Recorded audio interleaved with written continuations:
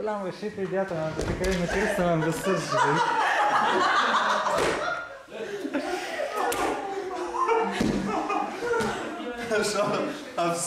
Aš apsvaigęs nuo meilės. Jeigu nori dvasinės ramybės, gausi dvasinę ramybę, jeigu tau reikia... Mergų. Prieš pat atvažiuojant į sodybą, tai juokingiausia baimė buvo dėl jos pavadinimo – meditacijų sodyba. Tai aš, kaip ir medituoju, bet taip nereguliariai, jeigu ten 2-3 kartų į mėnesį, tai galvoju, Dieve mano, va čia kai atvažiuosiu, man bus taip gėda, kad jie čia bus visi tokie asai. Iš tikrųjų visi tokie ir dar baisiau, kai kas iš vis pirmą kartą. Kai mokinys pasiruošęs, visada atsiranda mokytojas. Jeigu tu išmoksti šitą techniką, tai gali pirktis bet kokią traumą. Man tai juokingiau netgi būna, kai aš dar pajaučiu kažkokį pyktį ant kažko. Aš pykstu ant save ir tada išsitaškai. Viskas naina. Ta prasme, aš ir taip keičiuos pati, aš galiu pati. Man čia pagalbos nereikia, jūs man čia galite nesiūlyti.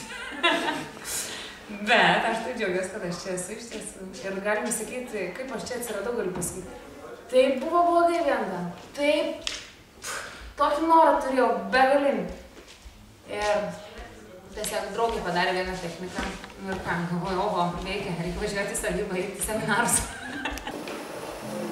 Aš dar visai nesenai iš tikrųjų šitą techniką atlikinėdama ir apsigynau savo bakalaurinę, kur viešasis kalbėjimas man buvo tokia didžiulė baimė ir toks didžiulis laiptas. Bet dėka šito paleidinėjimo aš atsikračiau šitos baimės ir šitas gynimas buvo tiesiog tobulas nuostabus. Pati sodyba tai visada yra gera pradžia būti savim. Man labai patiko šiandien, kaip pasakė, tiesiog viską atrodo, turiu šeima, vyras, ten pinigai, darbas, bet vis tiek kažko trūksta, kažkas ne to, kažkas yra. Ir ta prasme, čia atrasi tą kažką. Tarsi, pastovi bėgat nuo savęs ir kai nuspręsi dar toliau bėgti, tai bent jau dabėkit čia iki tų žuvyčių, nes paskui parbėgti nebereikės, parskristi. Tiesiog yra labai, nepatirti iš tikrųjų. Tiesme, aš 1000 kartų patyriu, bet iš esmės dabar, tai labai gera prisiminti. Nes anksčiau realiai vis tiek turėsi čia atsidurti, turėsi tai patirti, turėsi tai praeiti ir anksčiau to geriau. O jeigu viskas, kas susijęs su meilė ir jūsų išsišiepusiais veidais, jam irgi yra nesąmonė? Gal neįsišiepim. Čia labai rimta. Čia jeigu bachūras varysi, tai nežinau, šunį, kastetą. Aš gražus iš vidaus, eikit jūs velniau. Aš šitas sodybą ne pirmą kartą, tai atvažiavau jau čia 3 kartą. Bet čia susirenka visi tokie pat kaip ir tu. Ar buvo čia vyresnio amžiaus žmonių? Taip. Ir 57, jeigu neklystu, buvo Algirdai. Aš kad žiūrėjau tos praeitų žmonių pasiliepimus ir galvoju, ką tam šneka, visi kažkokie prisvaigė. Tai dabar va sėdžiu čia ir taip sakė. Tiesiog atvažiuok ir pati prisvaigys.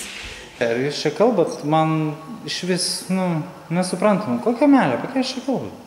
Tai aš pasakyčiau, aš žiauriai tave suprantu, jeigu tau blogai, nes aš iš tokio būsenos atvažiavau, žiauriai blogai. Po šitos sodybos, aš aišku nesakysiu tiksliai, ką mes čia veikiam, bet po visų šitų praktikų, po paleidinėjimų, po vakarinės dalies iš tikrųjų... Tu tada nebijai būti savim. Ką žmonės pagalvos, ką kaimynai pasakys, ką aš pats apie save galvoju ir visa kita, tai labai stipriai nubyra. Pokyčiai yra labai dideli ir visose gyvenimo srityse, ir santykiuose, ir finansai, ir visas emocinė būsena, pasitikėjimas savimi, ta prasme labai iš tikrųjų tai keičia žmonės. Jeigu jūs nematę, nebendravę, nekalbėję su liudu turit kažkokių tais įsivaizdavimų, 99%, kad jie yra absoliučiai neteisingi. Tai vienas iš įdomiausių, nuoširdžiausių ir tikriausių žmonių, kokius aš esu sutikęs gyvenime. Tai paskaitykit visus Liudos straipsnius, kuriuos jisai sudėjęs į www.laimingi.lt. Visus tuos dalykus aš kaip ir Aš taip galvoju, kad aš žinau iš tikrųjų. Bet dabar aš suvokiu, kas tai iš tikrųjų yra Dievas, kad tai visa tai, kas čia aplinkui esu aš. Kad visi šitie žmonės, visi daiktai, visa materija, apskritai esu aš. Ir koks jausmas, kai tai suvokia? Tai yra taip gerai ir taip sava, tu tiesiog nėra jokių abejonių, kad tai yra, kad taip ir yra iš tikrųjų. Čia kaip minimum. Jeigu tu čia sėdėsi, kaip sakant, ir ilsėsies, tai gausi ramybės, o jeigu dar išdrįsi, būtent išdrįsi pasižiūrėti save, į savo vidų, tai rasi tai, ko tu ten net nesitikėjai. Ir paskui galėsi sėdėti čia, tai kaip pat išsišiepusiu veidu ir pasakoti. Tiesiog klausyk savo širdies. Tik tais tavo širdis žino, kaip iš tikrųjų pasiekti tą patį geriausią rezultatą. Nemylėjau tavęs.